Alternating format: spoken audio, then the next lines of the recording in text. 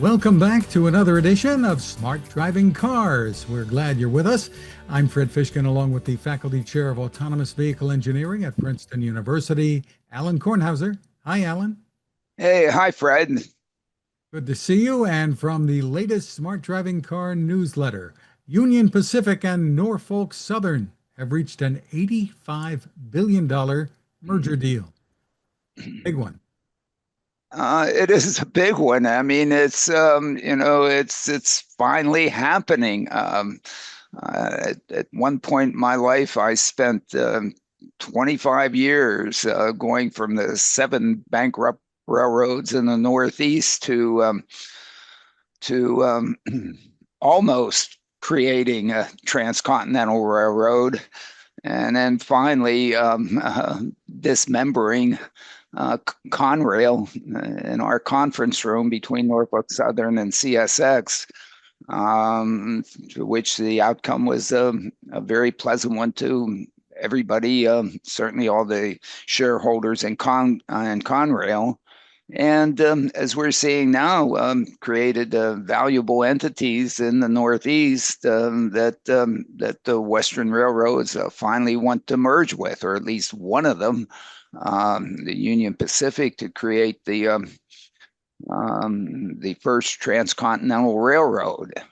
Um, uh, at least as I recall it, we came within, I guess, a couple of weeks of a board meeting with Conrail that we thought we were going to convince Conrail to purchase the Southern Pacific in 1998 or so, and which would have created the first transcontinental railroad, the NAFTA road, North Atlantic Free Trade Alliance Railroad in some sense. Uh, um, and of course, we thought it would be great to provide all the shippers and receivers in the Northeast to have a way to connect by their own account, by their own company, um, businesses across the country. But I guess we were we were beat to the punch, at least as I recall it, by the Union Pacific, then coming in 2 weeks ahead of us to cut a deal with the SP and take it within its confines, as opposed to it joining, having an opportunity to join Conrail.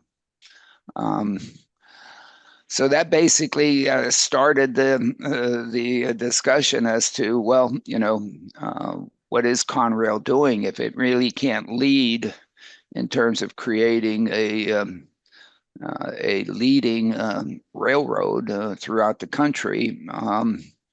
Having three entities serve the Northeast was really probably not appropriate, and maybe it should just sell itself to CSX and Norfolk Southern, and that's what happened. And we had a great time, in our conference room with CSX on one side and S on the other. Um, one would say, I want this, the other one would say, I want that. And we'd code it up, we'd run the numbers, bring back, show them the numbers. They'd say, well, maybe this, maybe that, and basically carved the thing up and led to now a 25-year run of the freight railroads doing quite well, thank you. And such that now the Union Pacific is making the move to create the first, at least U.S. transcontinental. There have been transcontinentals in Canada, but not in the U.S. And we'll see what happens. You've got a First, link to the story in trains. and I have a link to the story in trains, which that's where you should read about it in a way, because they certainly have the interest in that.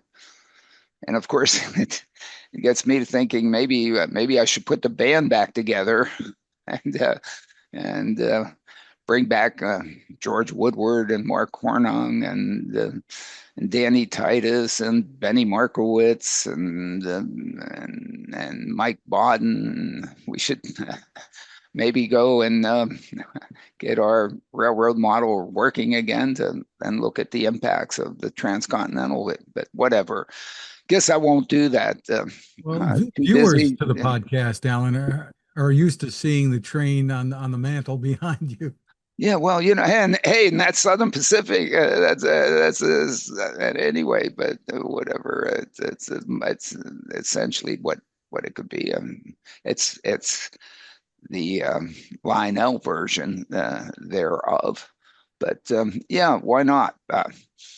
Um, but it is exciting. It is nice to see that the railroad industry has been doing quite well in the marketplace, quite well on the stock market. Um, is a good investment. Some people might question as to whether or not how much competition do you really need. Um, is a duopoly because, of course, Burlington Northern is now almost has to go and purchase CSX, or maybe CSX will, I don't know, no, that's Berkshire's involved in that one. So I guess it will be Burlington Northern to lead. I can't see it sitting still on this one. Um, and of course, people will discuss as to whether or not a duopoly is appropriate in the railroad industry. Um, or maybe, is there really anything wrong with a monopoly? And in the end, there happens to be a dominant supplier to a demand, um, and in some sense, having cooperation between a supplier and a demander, a carrier and a shipper, receiver, to have both of them do well is the right sort of corporate approach to all of this. It's not that one, oh my goodness, I have to play one guy against the other and so on, so as I can get the better rate. I mean, in the end, that gets old very quickly. What is really more exciting these days, especially with the availability of data and technology, is how both of them can do well in the marketplace and help each other. And that partnership is a better approach to business than, oh my goodness, I'm going to stand back and let one beat the heck out of the other for my business. I don't know. That's so 1950s. I don't know. Maybe whatever. Switching tracks, I guess we can say that, right? Yeah, we have to switch tracks. I mean, railroads are still quite important. Uh, Meanwhile, the administration in Washington I has should I should point out that railroads do some things that trucks really can't do, and barges can't do either. And so, to find places where you can do those things that the others can't, those are the bigger competition is between modes and not really between companies within modes. moving along in the newsletter, Alan. The administration in Washington has laid out its vision for AI policy. A lot of headlines there.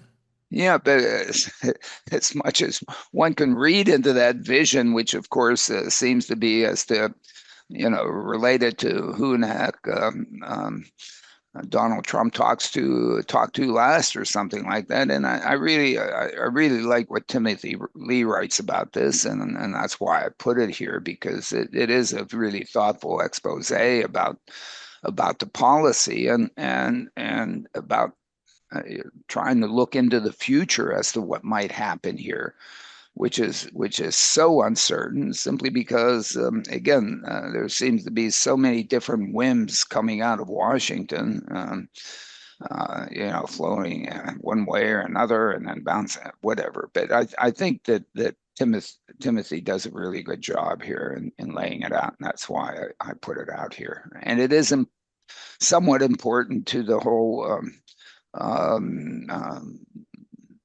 automated mobility world, or the advanced mobility opportunities that advanced driver assistance systems and driverless vehicle technology potentially afford. Because when you look at certainly the code, the computational structures, that go on in that, it is, they are probably the most advanced AI systems out there. So the AI policy in the end does revert back to the driverless or smart driving cars issues. And the piece from Timothy is in the understandingai.org website. People can read it there. Right, and he for many years was a reporter also of automated vehicle technology for TechCrunch, I believe, if I recall properly. Yep. From Jalopnik, Boston flips the bird to Waymo robotaxis. I mean, what did they expect? I mean, really? I mean, they're coming into a market. What problem are they? Are they solving a problem? Were they asked to come and say, hey, please do this for us? We need this help from you. We have this demand. You have that supply. Please come. Um, Seems like, I don't know. I mean, seems like they didn't do their homework. Yeah, how long have we been talking about the idea of creating a welcoming environment Uh, uh, for for this technology? It goes back years. Look at all the gray hair, whatever I used just for men. No, I don't, You gave me the whatever. gray hair, Alex. um, I, how did they get themselves in this position? Really? What do they think? They're coming into somebody else's neighborhood. People protect, maybe in Silicon Valley, people don't protect their neighborhoods. I, I don't know. And then you have to ask yourself, what problem are they trying to solve there? It really can't be the safety problem, because at least the outside view of Boston drivers, they're not at all concerned about safety. I mean, what is it? You got to count six cars after the traffic light turns green for you before you can go, because at least six of them, whatever the cliche is. I don't know. It is, geez, my goodness. What? Anyway, From Car Buzz and elsewhere, pretty widely reported, the Tesla Model Y is an IIHS top safety pick, and this is, I think, the fifth straight year for that. yeah, and again, this is on crash mitigation safety. Okay, this is basically from crashing and do the barrier tests and so on that's done by IIHS and others to basically make sure that in case you do crash, you at least have a better chance of surviving. That's what crash mitigation is all about. But we've been discussing on this podcast probably since the first one that in fact, with the automated technology, one should be talking about crash avoidance, not crash mitigation. And and there are some situations in which you just don't have enough advance warning to prevent a crash. But in many, if not most, if not essentially all situations, you do have enough time to avoid the crash. The only problem, the challenge with the crash avoidance is that you have to be so good at it, you can't afford to make a mistake. The false alarm rate, which would then say, "Oh, brake," and there's no reason to brake, and is even if it occurs very rarely, is just a killer of the marketplace, because then all of a sudden the person says, "Oh my goodness, the car's not working right. I'm going to take it back to the dealer. It's a lemon. Give me my money back." you know, so you really have to be good at doing it. It seems like we're getting to be close to really good at doing it, so we should be doing it. And if, once every 3 years or something like that, it does that, and maybe those of us that, won't take our cars back to the dealer and say, give me my money back because it hit the brakes too soon. And of course, you have to hit the brakes properly. You can't just all of a sudden just slam them on. How about just start putting them on a second earlier? And then, of course, update your sensors to make sure. And so I think there are ways in which you can get that probability of a substantive false alarm down to being extremely small, such that you can really do the automated emergency braking aspects of these things. And I guess that's where it's going. Although you have to ask yourself, oh my goodness, I mean, when Waymo goes into Boston and gets the reaction that they're getting, you have to wonder what the leadership of these entities are really focused on. I don't know. Anyway, The it's idea of the frustrating. idea of avoidance versus mitigation, I would assume it's harder to collect the data on a vehicle. It might be, it might not be. I mean, no, Unless you're it's to strictly me, looking I at think miles it's all driven. in Boston in the false alarm, the probability of a false alarm. Because we went through this whole business with what was it, the Toyota, the unintended acceleration. I mean, consumers do not like unintended things with their products.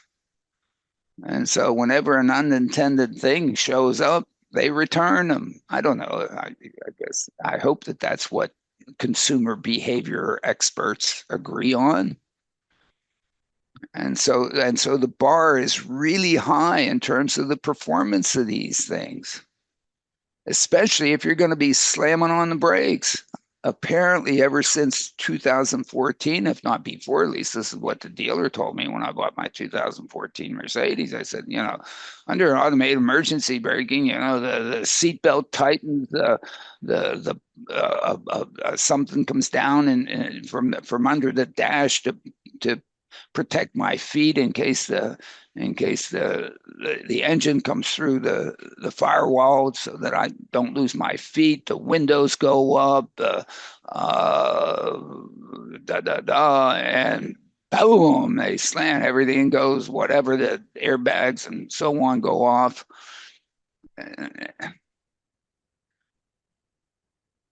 Yes, in situations in which things just happen instant, the tree fell and you didn't see it falling, or the boulder comes off of the back of the truck ahead of you and is all of a sudden sitting there.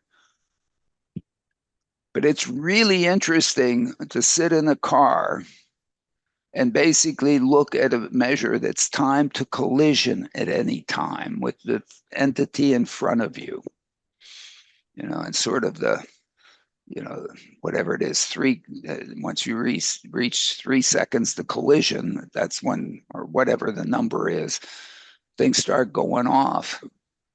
But really, how rarely one is within 3 seconds of collision in a driving system. And I mean, most of the time, it's infinite time to collision. You're either traveling at the same speed or you're traveling slower than the vehicle in front of you. Most of the time, as you're approaching it, time to collision is 8, 10 seconds. However, time to collision is calculated.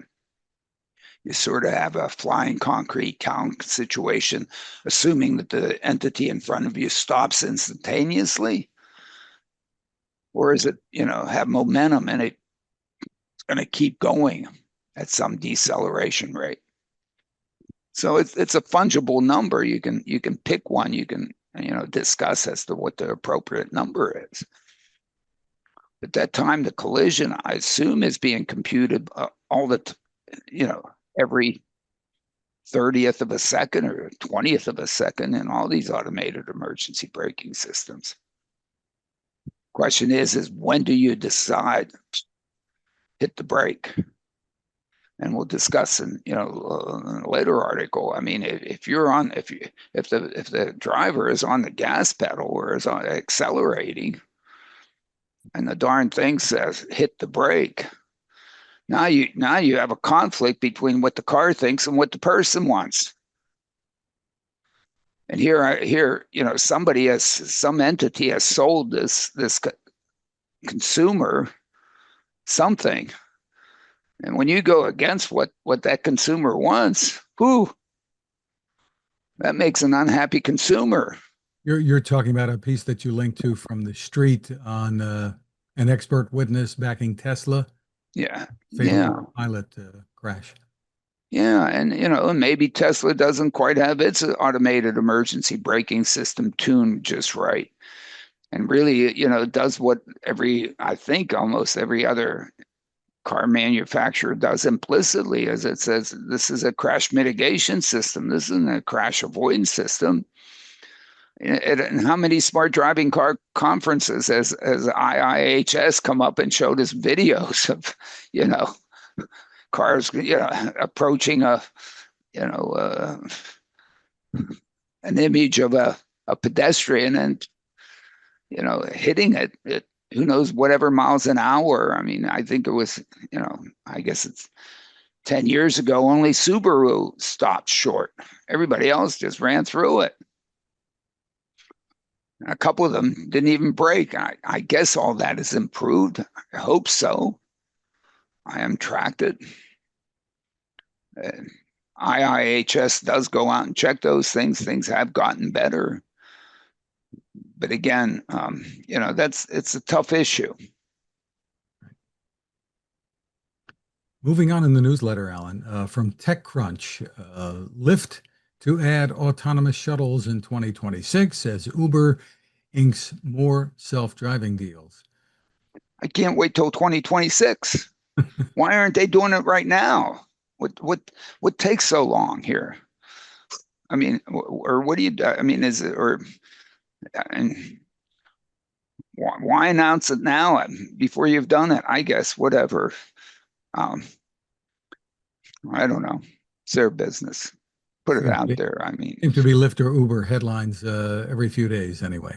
Yeah, I mean, I guess they have to put headlines out there. They're a publicly traded entity, and so they have to put information. One wonders if, I mean, to what extent they're operating on Elon time versus real time. Sure hope I don't have to wait till 2027 or 28. I may not make it. We're going to make sure you do. So yeah, thank you. Waymo is launching driverless vehicles in Dallas, still expanding territories, and there've been various stories about Tesla preparing to expand where it's offering robotaxi service as well. Yeah, well, sure, but again, the same question. Maybe in Dallas, they won't be as forthright as people in Boston. I don't know what problem are they solving in Dallas. Where's what supply problem are they solving to serve what demand? Really, ride hailing? I thought everybody in Dallas had cars, but whatever. We'll see. It doesn't talk about what problem they're solving or they're trying to address or why they're going there, except to, I don't know, show they can do it. Have somebody, or I don't know, they want somebody to buy their technology, and they really want to give rides? Which rides? It's not just giving rides, it's who they're giving rides to. And maybe they should read. I heard there's a book out there called The Real Case for Driverless Mobility.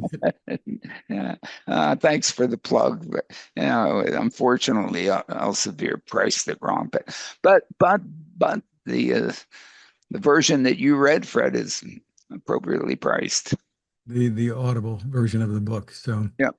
we still encourage people to get hold of that. And Well, sure, I guess. I don't know. there's Maybe much. we have it wrong, Fred. Well, there is certainly much more to come in terms of focusing this technology where it needs to be focused. I think so. For it to be successful, it's going to have to satisfy demand. Okay. And what is that? Ride hailing? Really? It's just ride hailing like Uber and Lyft give it? I don't know. Why aren't they solving it? What is it that Uber and Lyft are doing wrong? I don't know. I mean, I just wish somebody would tell me. Well, for many people, it's a matter of pricing. Many Yeah, people who need rides or can't some afford people need rides. Yeah. prices that are being charged by Oh, Uber, oh, Lyft, price. There's price. Oh, have you ever seen Waymo talk about price? no. I haven't. Oh, we're not. I mean, what? Okay. It must be a luxury product. Luxury products don't talk about price. I guess it is. There's need for luxury by those who love luxury. I don't know. I'm baffled. I guess all we can say is stay tuned, right? Stay tuned. And I think that will do it for this episode, Alan. You've got a flight to catch this afternoon, and folks can always find us at smartdrivingcar.com. My tech reports are at techstination.com. Thanks for watching or listening. Stay safe. Thank you.